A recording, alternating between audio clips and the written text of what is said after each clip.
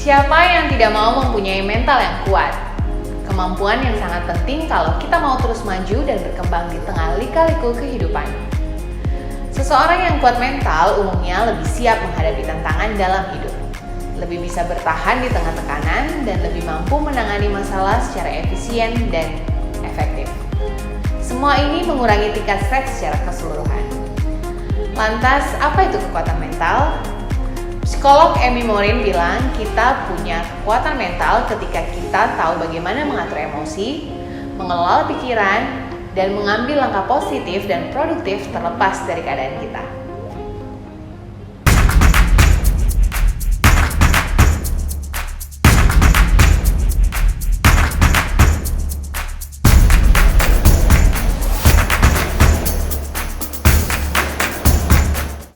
Selamat datang di podcast Tunas Ren, Bu Teni. Terima kasih sudah berkenan hadir, Ibu. Ya.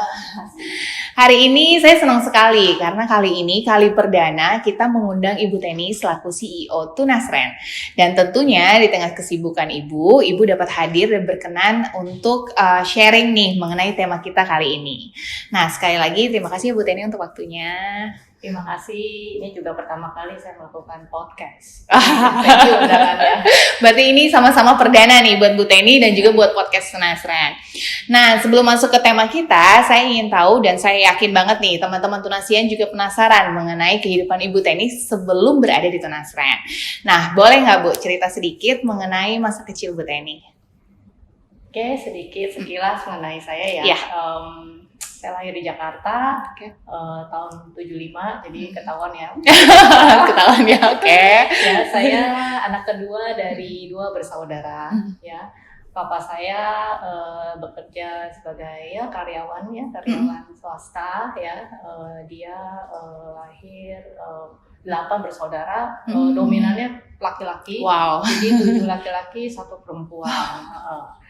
Ibu saya ibu rumah tangga ya, saudaranya dia ber-6 ya, dia keempat lah dari 6 bersaudara ya. Jadi saya bersyukur lah, saya berkembang tumbuh di keluarga yang sangat hangat lah ya. Dan orang tua saya tuh betul-betul sangat mendukung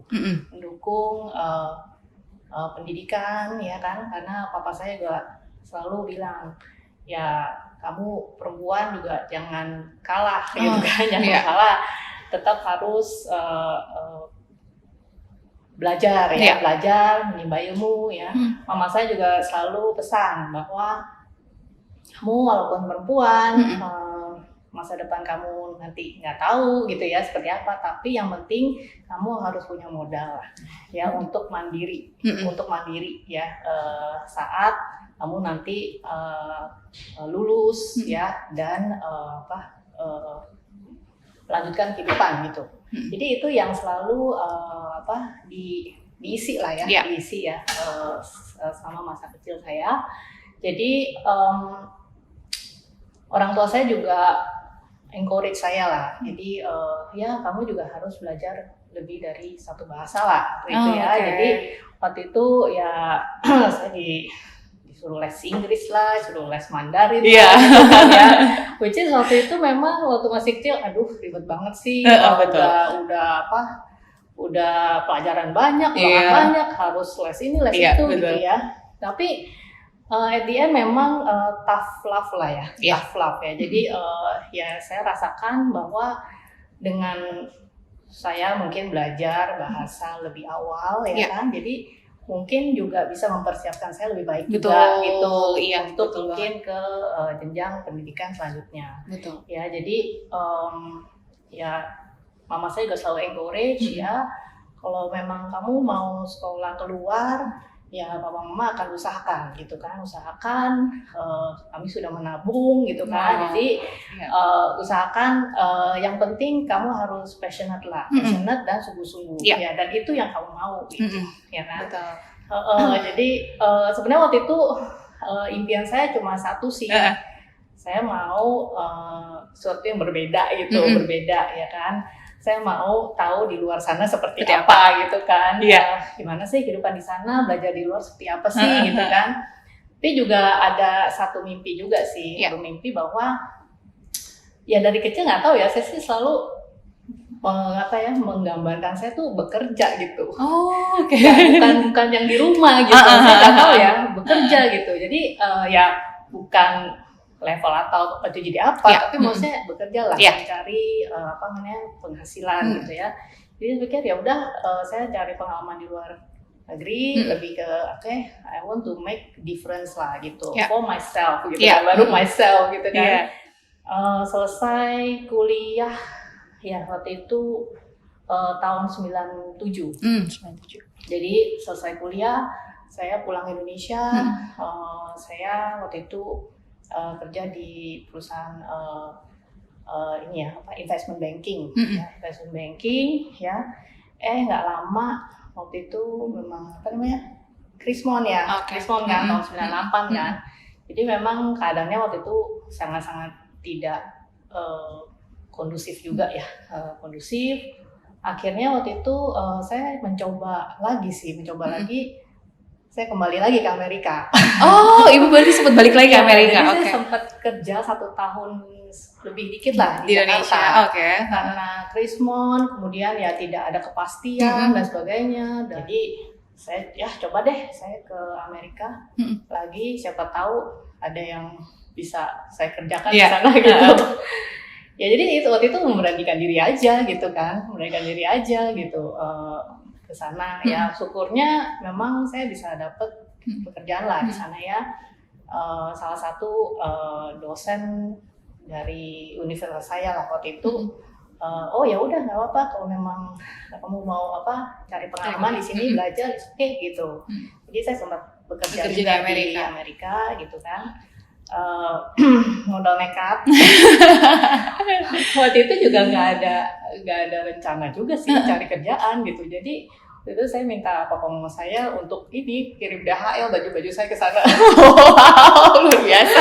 Ya jadi ya itu aja sih, waktu itu ya masih single ya, lulus gitu kan, ya udahlah, pengalaman pasti akan jadi lesson juga, modal juga lah buat saya gitu kan. Jadi ya saya sempat kerja di Amerika 2,5 tahun lah, kira-kira 2,5 tahun. Akhirnya waktu itu saya juga kepikir juga nih, saya kan cuma 2 bersaudara gitu ya. Wah, keluarga saya kayaknya kasihan juga nih ya kan, kalau saya jauh-jauh gitu kan.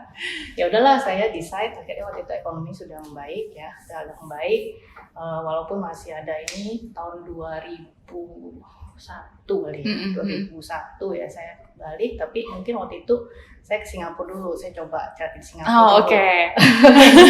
Jadi saya sempat juga istilahnya, wah saya waktu lagi di Singapura ternyata susah banget cari kerjaan ya. Iya, saya tuh kirim CV ada kali 30-40 ya. Wah, 4 bulan, 5 bulan. Belum ada yang balik tuh Bu sama sekali. Nggak ada panggilan, aduh saya udah down deh, saya pulang aja gitu kan. Tapi akhirnya ada. Akhirnya dari itu satu nyangkut lah ya. Boleh di bank gitu, bank. Ya itu juga satu pengalaman menarik juga. Jadi learn different culture juga sih ya. Di Amerika beda, Singapura beda gitu kan. Jadi ya di situ ya coba nimba pengalaman lah gitu kan. Juga saya menikah tahun 2002 awal ya. Suami saya pindah ke Jakarta, akhirnya udah saya resign gitu kan, saya pindah ke Jakarta karena waktu itu memang kita baru married dan ya saya juga mungkin udah keburu ini ya, hamil gitu kan. Jadi saya pikir ya udahlah, setelah ini mungkin anak udah lahir baru saya nanti akan lanjutin. Jadi itulah mungkin sekilas ini pengalaman bekerja lah ya. Akhirnya balik lagi ke Indonesia. Karena saya lihat ya walaupun ya kerja di luar negeri maksudnya culture, different people, kita belajar banyak. Tapi by the end of the day, I still love Indonesia. Love Indonesia, iya benar-benar. Ini ada yang menarik nih Bu. Kalau saya lihat dari cerita Ibu sekilas nih, berarti saya punya gambaran bahwa Ibu itu adalah wanita yang sangat mandiri gitu. Kalau saya lihat nih ya. Kemudian bagaimana cara Ibu, kenapa memilih Amerika untuk berkuliah Bu? Itu kan jauh banget ya. waktu itu tanya-tanya sih ya, sempat tanya-tanya saudara atau teman juga, terutama mungkin saudara yang sudah punya pengalaman sebelumnya di sana. Jadi saya juga nggak lihat negara lain sih, karena ada contoh negara lain gitu. Mungkin karena teman-teman saya tuh banyak nggak ada di Amerika kali ya, jadi kayak kalau ada yang kuliah di Amerika tuh kayaknya kok jauh banget gitu. Oke. Nah Bu, Ibu kan punya pengalaman kerja nih di Amerika, kemudian di Singapura juga ya. Nah gimana sih Bu peran perempuan nih biasanya di dunia kerja nih? Ada perbedaan nggak sih Bu kalau misalnya kita kerja di luar negeri sama di Indo sendiri tuh kayak ada yang beda nggak? Saya selama pengalaman saya sih tidak ada beda ya. Tidak ada beda ya.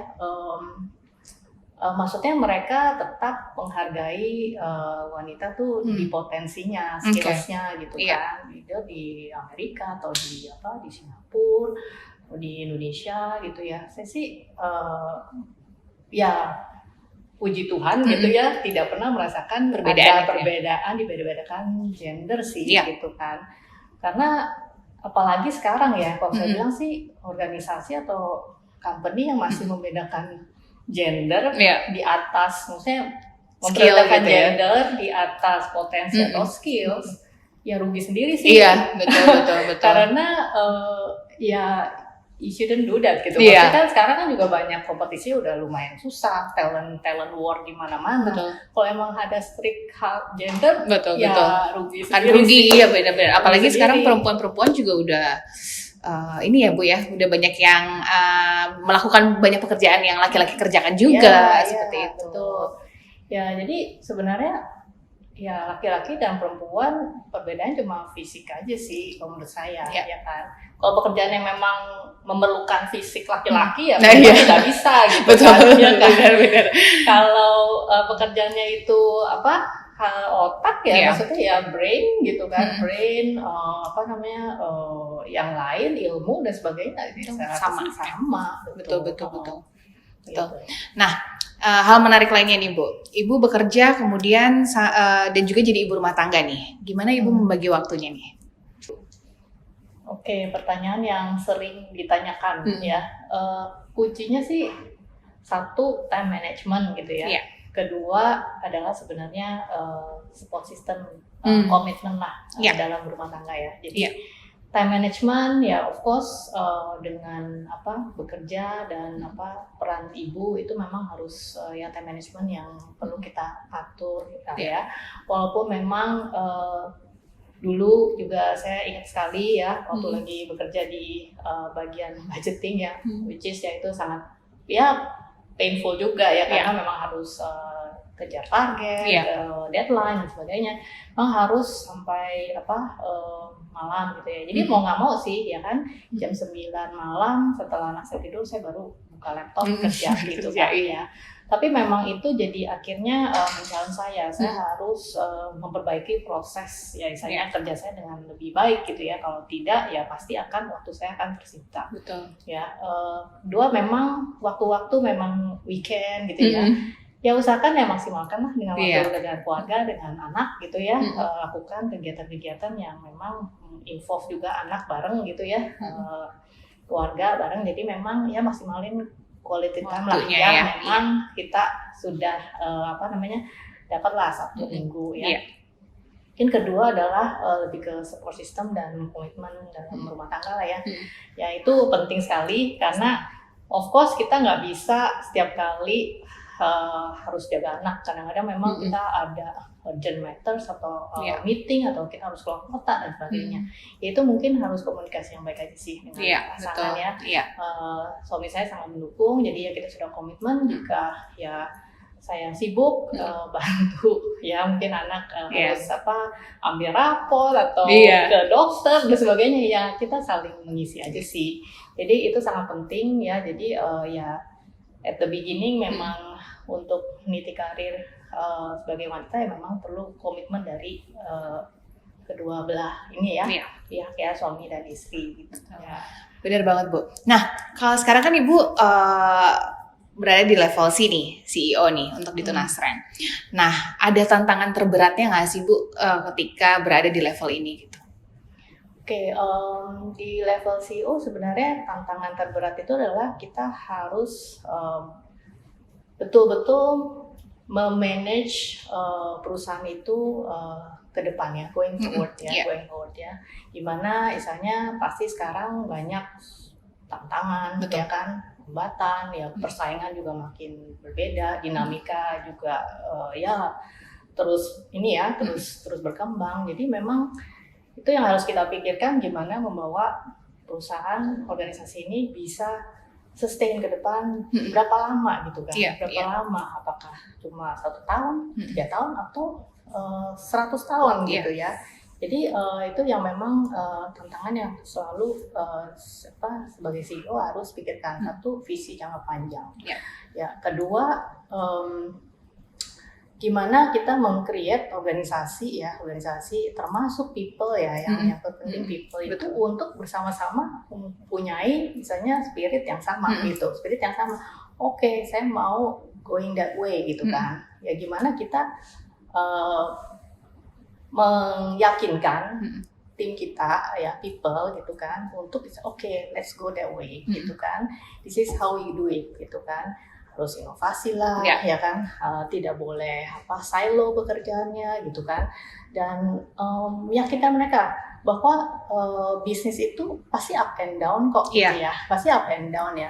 Waktu lagi kita di atas, let's celebrate together gitu maksudnya ya, congratulations, well done ya kan. Kalau bisnis lagi di bawah, kita harus encourage mereka. Justru pas di bawah ini adalah kesempatan kita untuk bisa belajar dan melakukan inovasi yang lebih baik gitu. Jadi hal-hal itu ya. Jadi yang seorang CEO menurut saya gitu ya. key role-nya sih key role-nya. Ya akhirnya by the end of the day apa yang kita bisa kembalikan ke seluruh stakeholders ya. Stakeholders itu termasuk employee pertama ya kan. Customers, ya kan, shareholders juga, ya kan, business partners, dan mungkin ya lingkungan ya. Ya. Tapi Ibu pernah stres gitu nggak sih, Bu? Oh iya, stres itu sering ya. Kadang-kadang kita punya mentor yang cukup keras gitu ya. Dulu saya punya mentor yang cukup to the point lah, direct lah. Masa begini aja nggak ngerti, misalnya kayak gitu. Kamu belajar apa gitu kan, kok ini aja nggak ngerti gitu. Maksudnya itu kan sangat-sangat buat kita down juga ya, down. Aduh, ya emang sih nggak saat itu pasti down gitu ya, sehari down gitu ya. Tapi the next day saya juga malah saya nggak mau lah dibilang lemah gitu kan. Misalnya saya harus tunjukin saya bisa, I'm not like that gitu. Jadi ya itu aja sih Jadi hal itu yang kita akan lalui kok, seberapa berat pun masalah atau kita akan lalui, asal kita punya willingness lah untuk melalui itu gitu ya. Nah, menarik banget nih. Ini pas banget nih dengan tema kita kali ini. Jadi hari ini tema kita itu adalah membahas mengenai kekuatan mental khususnya pada perempuan.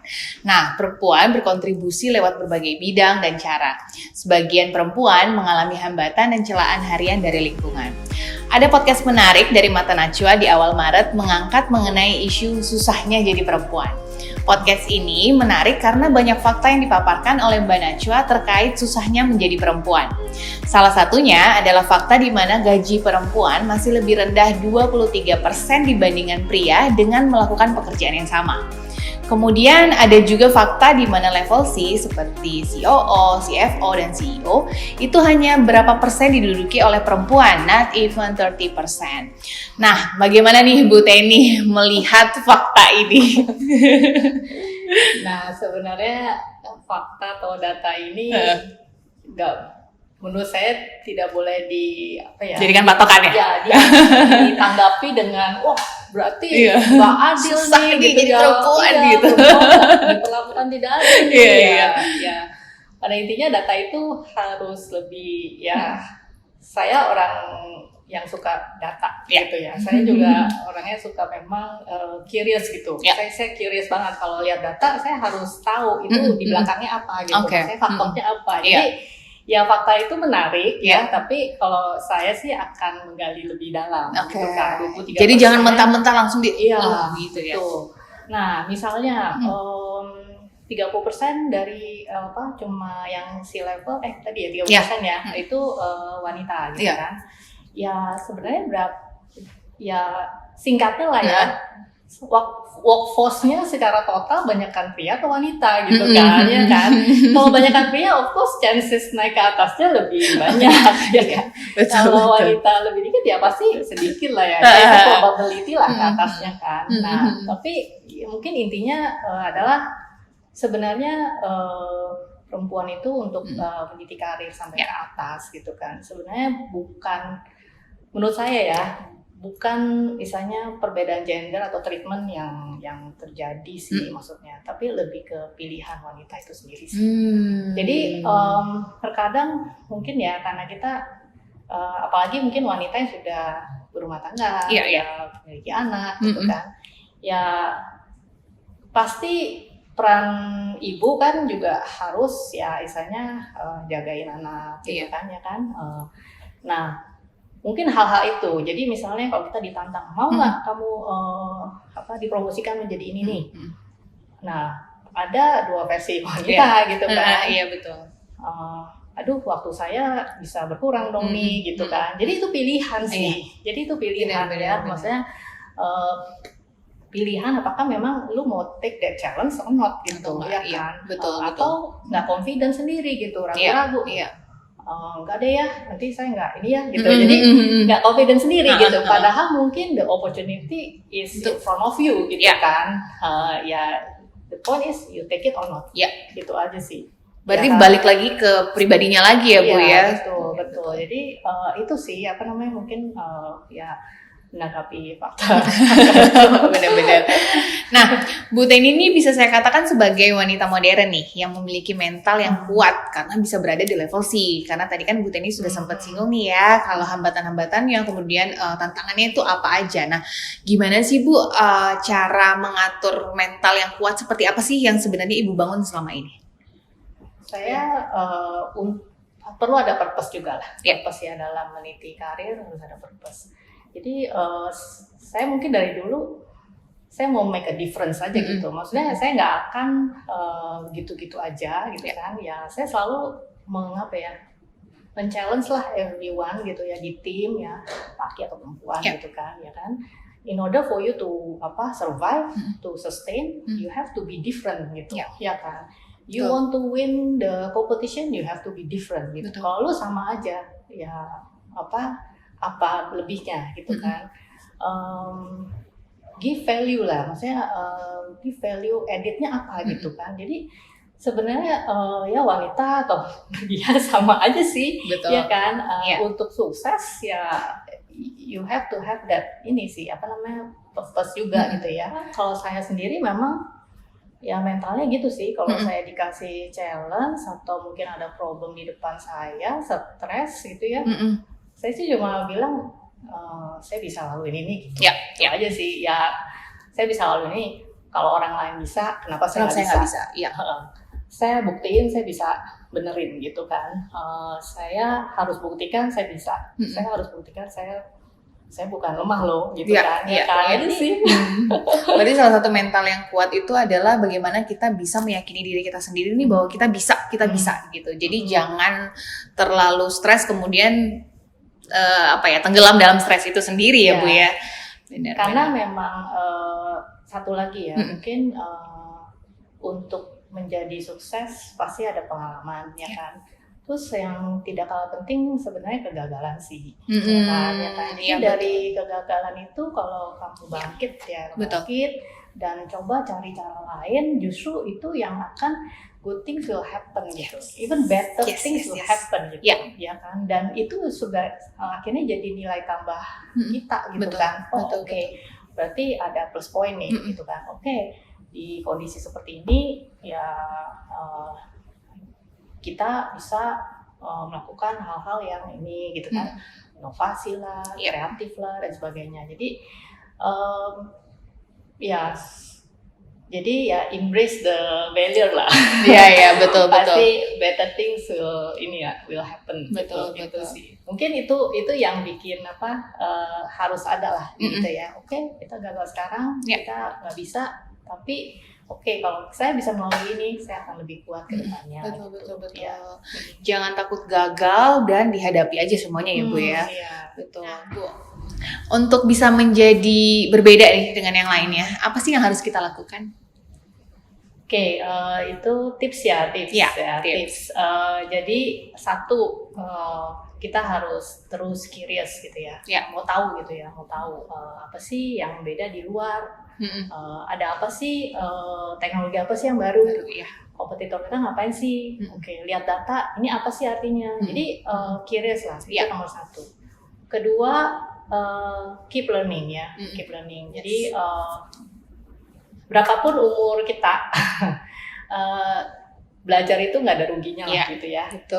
Banyak membaca, banyak melihat video podcast ya, mungkin ya, yang banyak motivational lah, leadership lah, dan sebagainya, baca buku dan sebagainya, itu banyak sekali. Apalagi saat ini kan teknologi sosial media udah ya lengkap banget gitu ya, beda sama zaman dulu ya. Jadi sebenarnya untuk belajar itu gampang sekarang gitu ya.